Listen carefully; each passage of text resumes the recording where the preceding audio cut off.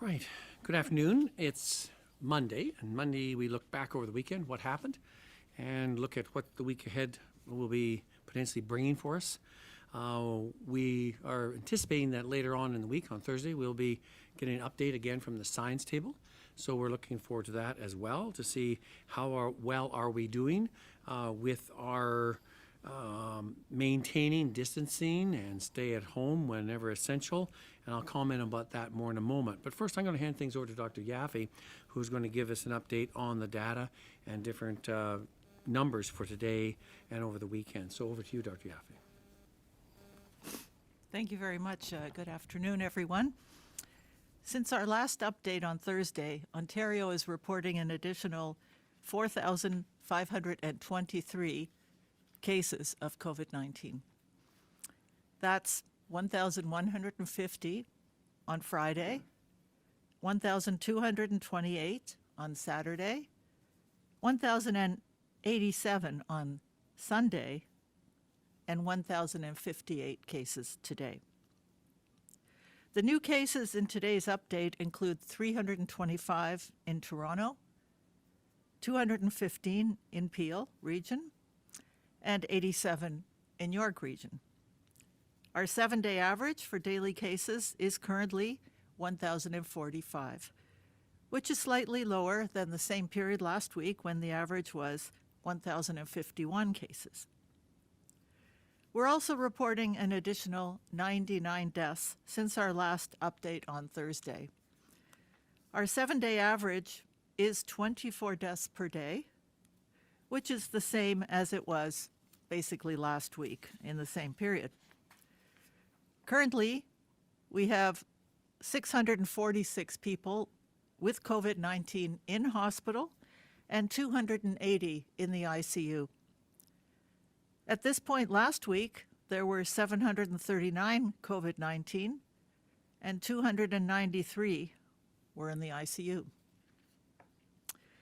We offer our condolences to the friends and family of those who have lost loved ones, and we offer our thoughts to those who are in hospital and recovering from this disease. With respect to testing, today we're reporting 31,163 tests completed with a 3.3% positivity rate. These low volumes of testing are often observed following a weekend. The average percent positivity over the last 7 days is 2.7%, which is slightly higher than the 2.6% for the same time period last week. Today, we're reporting a total of 400 confirmed variants of concern in Ontario. 390 are the B117 variant, which was first identified in the UK.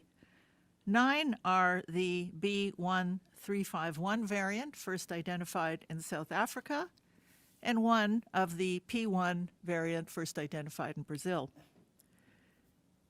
Based on this analysis, 80% of our variants of concern are either outbreak-associated or close contacts of a confirmed case.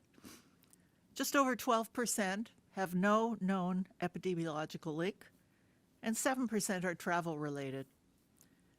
These statistics have remained relatively unchanged since we began reporting on variants. In addition to officially confirmed cases, we are now also publicly reporting on those COVID-19 samples that screen positive for the N501Y mutation, and that is the first step in a 2-step confirmation process. Eligible COVID-19 positive samples are screened for the N501Y mutation, and if positive for that mutation, then undergo whole genome sequencing to confirm the presence of a designated variant of concern. To date, 16,495 samples have been screened for the 501 mutation, with a 7-day average positivity rate of 10%. When we look at the most recent weekly data from February 15th to the 21st, 5,370 samples were screened for the mutation with a 14.3% positivity rate. I'll turn it over now to Dr. Williams. So thank you, Dr. Yaffe. So we see our data. We've been hovering around about 1,000 cases a day, new ones reported. While that is, we'd like to see it going down. At the same time, as we were aware from our modeling from not last week, the week before, we were concerned about this transition period here at the end of February going to early March, and where we see more and more variants being identified, as Dr. Yaffe alluded to. Those numbers at the moment are still staying in the lower end, but we have to be very cautious, and we're being very concerned about where that might go. So this is this precarious time that Dr. Brown alluded to, and we hope to get an update from him this Thursday.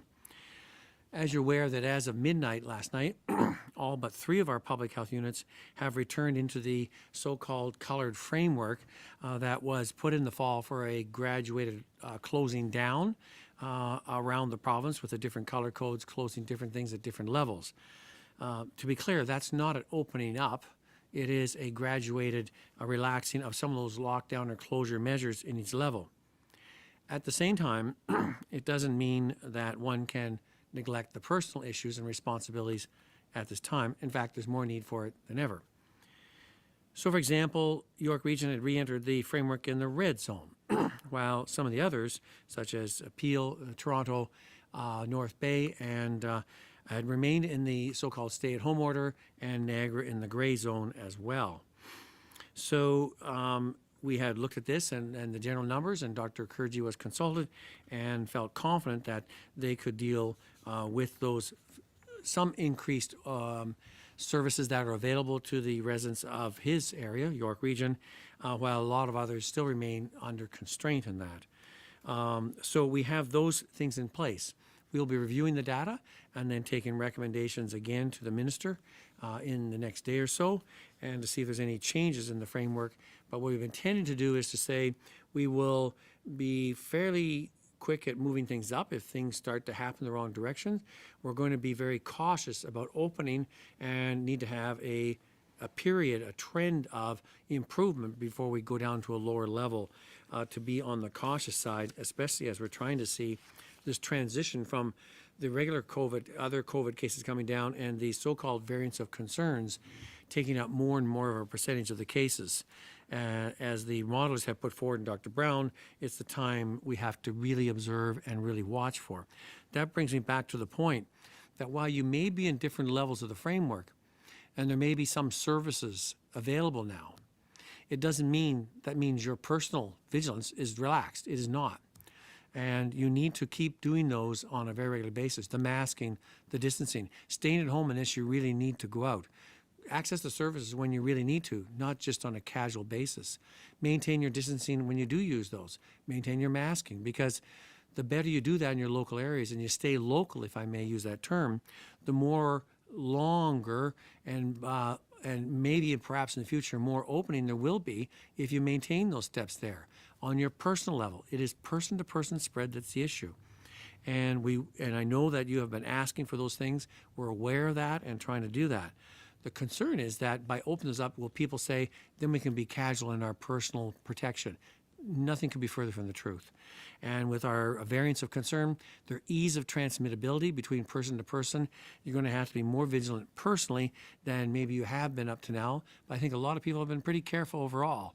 And I think we're hoping to hear some evidence from Dr. Brown how well we are doing on that. And as Ontarians, we have done that before. I think we can do it again and keep pushing forward on that. So stay at home, limit unessential trips, masking anytime out in public when you can't guarantee, because just because someone says they haven't got a problem, you can't be sure they don't have a problem. And so you're going to have to take that. Unless it's part of your household, and that's a different thing altogether.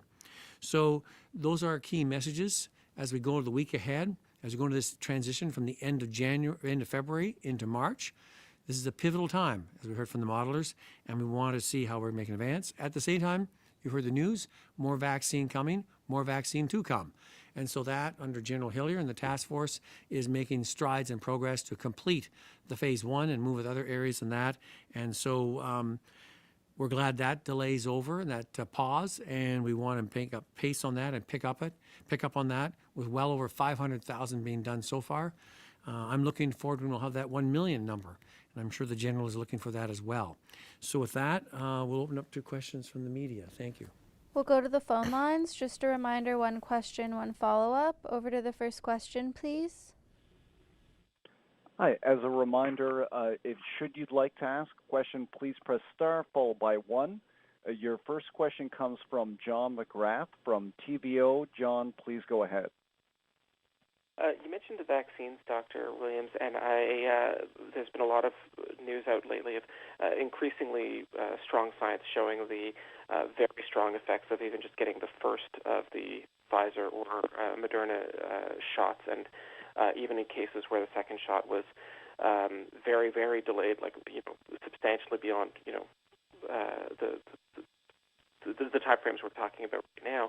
And I'm just wondering, there are certainly voices who are calling for a policy of, get everybody their first shot before we go back and do second shots because this data looks so promising.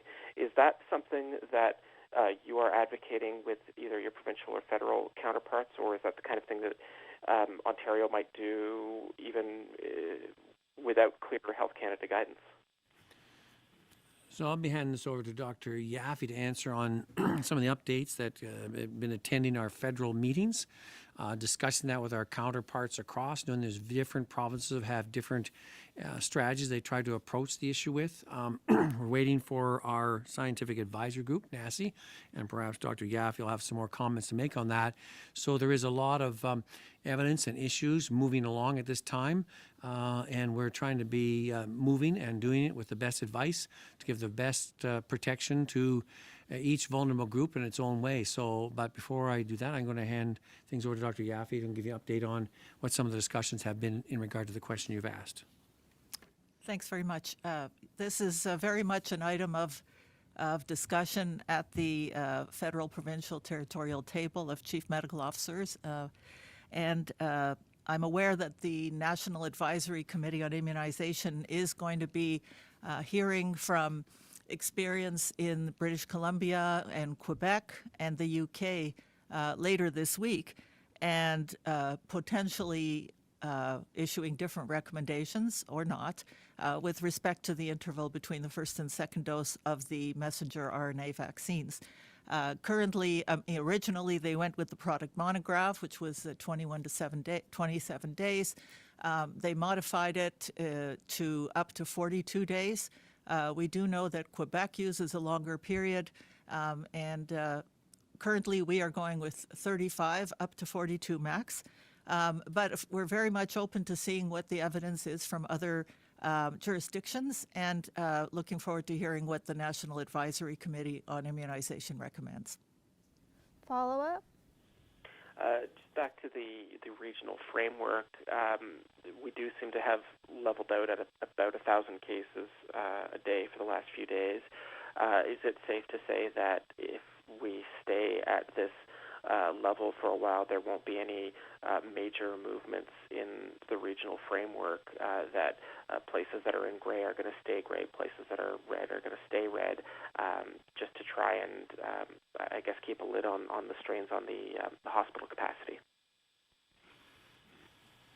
So it's a very good question, because when we're looking at the data points, and one of the things we've done from the beginning when we did the reintroduction or the introduction of the framework in the fall is that we're aware that various parts of the provinces have different levels of incidence, and some who haven't had any cases for weeks would wonder why they'd be under the same constraint as others. And yet we're aware that some of the smaller areas could have an outbreak, and that could push their numbers up high, and they need to come down again in a very consistent manner. So we will continue to address it. As I said, our motive is that if we have concerns that there's some nudging up in areas, even if the overall average is 1,000, if a health unit has a sudden increase in number of cases or an increase in cases, we will not be against moving them up into a higher level. If they have a sudden surge, and there's different things we do with consultation, we always have the emergency brake type situation, especially when we're dealing with the growing issue around variants of concern. And so we'll monitor that. So it won't be stagnant. I would say it'll be fairly stabilized at this moment. We would still like to see those numbers to keep coming down. We still want to see our hospitalization numbers come down.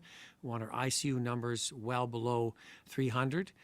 We'd like to get below 200 ideally. So as I said way back, while we get down to this 1,000 and under 1,000 various days, we need to be there for a while to allow those hospital numbers to ease off. But I've heard some reassuring comments from some hospital sectors that they're introducing more booked and elective surgery in areas of urgent basis. So that's encouraging that they feel they have that capacity. But there are some that are still quite pressured and put on the issue. So we're in a tenuous time of watching this and observing it. And so we'll continue to be looking at the data every week and updating our minister accordingly with recommendations. Next question. Your next question comes from Sabrina Jones from CBC Toronto. Sabrina, please go ahead. Thanks. Good afternoon, everyone. My question is for Dr. Williams today. It's regarding a letter from the association representing local medical officers of health that says the reopening underestimates the variants and that enacting the emergency break would be too late to have any meaningful effect. When we asked Premier Ford about this, he said this is up to you, doctor. So why is it that all these medical officers of health disagree with your advice? And what's your reaction to it?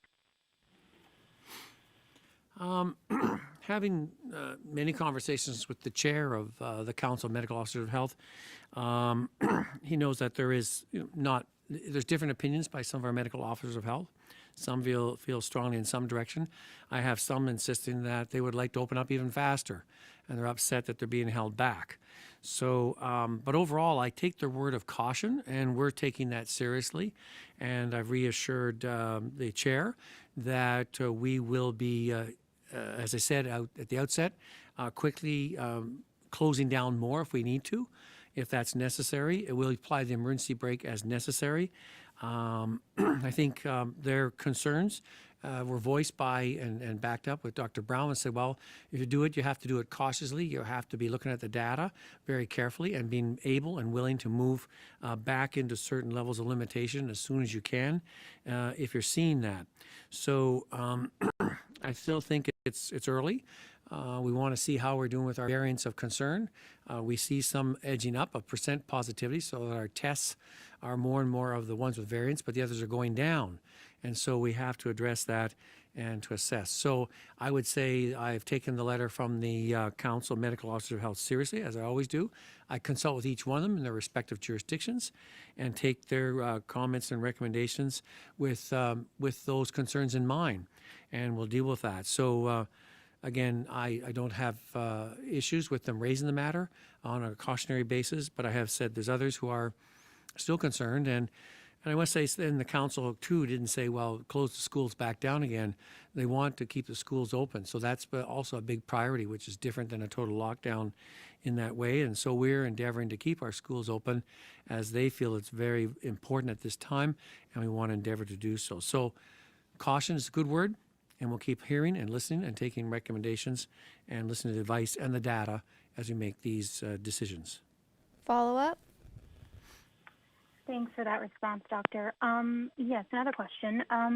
Business owners that we've spoken to in the York region are worried people will come from Toronto and Peel, and that this will lead to a big problem for everyone, as these respective regions go into their own different frameworks. Doctors have also complained about this reopening approach. So why are you letting this happen despite this being a very real concern? So in the issue of health units who bound or border on each other and some slight differences in the framework, what services are available and not available, this is an issue we've had to deal with before as we're doing the so-called ramping up the framework in the fall. In that, the issue in specific you're alluding to with York Region, Dr. Kurji was aware of that. He dealt with that in the fall. He put out Section 22 orders and did things that he felt was necessary. When he asked about it, he said that they felt they could control that and deal with that. I think one of the aspects we're always aware of is this balance between keeping down morbidity and mortality. So we want our hospitalizations down. We want our outbreaks down. We want our deaths down. At the same time, we want to try and minimize social disruption, because the more we do some of those things, there are consequences that we have to deal with as well. And we're being made aware of that by various groups who have been sending notes and letters and materials, making us aware of those responsibilities and issues. And some of our medical officer health, like Dr. Kurji, are aware and concerned about that as well. And so the dynamics of being next to each other in health units we deal with all the time, that we may not do things identical with each other, but we can take steps to mitigate any things that may be of issues and concerns, and that certainly is under the authority and power of a local medical officer of health, that they could take steps if there was a concern. And I'm sure that Dr. Kurji would do so if he felt there was an issue that he wanted to deal with. Next question, and this will be the last question unless someone else joins the queue. All right, next question comes from Brian Lilly from the Toronto Sun. Brian, please go ahead. Good afternoon, doctors. I'm wondering if one of you could talk to me about the importance of contact tracing. The City of Toronto and Toronto Public Health effectively suspended contact tracing back in October, only focusing on long-term care settings and such. I was asking Dr. DeVille about it earlier, and she confirmed that they're still not doing widespread contact tracing, that they are being very focused. How important is contact tracing to helping to get a hold of the virus outbreaks? Yeah. Thanks. It is one of the important things that we need done in an outbreak. In terms of, obviously, there's testing, tracing, and isolation. We are aware that certainly Toronto has so many cases that they don't have the ability to follow up every contact. But there are other measures. I know that they are informing people to tell their household contacts, their close contacts, and to stay home. They have information on their website, and they also identify people in congregate settings, which are higher risk, or schools. We also supply them with help from the province. We have a cadre of several hundred, I believe it's actually over 1,000 people who have been trained to do contact follow-up that help the health units do that. And we also have something called the virtual assistant, which is an email notification of contacts. And of course, there's the COVID app. So there are a number of ways that contacts are informed, can be informed that they have been in contact. But I think it comes back to we shouldn't depend on that. Everybody has to be aware of the public health measures that we need to do. Stay home. Don't go out if you don't need to. Don't go out if you're not feeling well. If you've been around somebody who's ill, stay home and wait till they get their test result. Wear a mask, and all these basic measures. So not to wait and say, okay, well, nobody's told me I'm a contact, so I don't need to worry. That is just an extra measure on top of everything. But the basic public health measures are the most important. Follow up, and this is the last question. Would the province have been able to help Toronto had they come to yourselves or another part of the health apparatus at the province and said, look, we're becoming overwhelmed with the number of cases? My understanding is that they were outside of the provincial system, and it wasn't until the mention of contact tracing that the province found out. So could you have done something more to help them stay on top of it earlier on? I know that we've been working with them all along in trying to supplement and support their case and contact management work. They have recently transferred over to the provincial case and contact management information system, which is very helpful in many ways, but is only part of it, and we are providing staff support to them, and of course are open to further conversations with them if they wish. Thanks, everyone.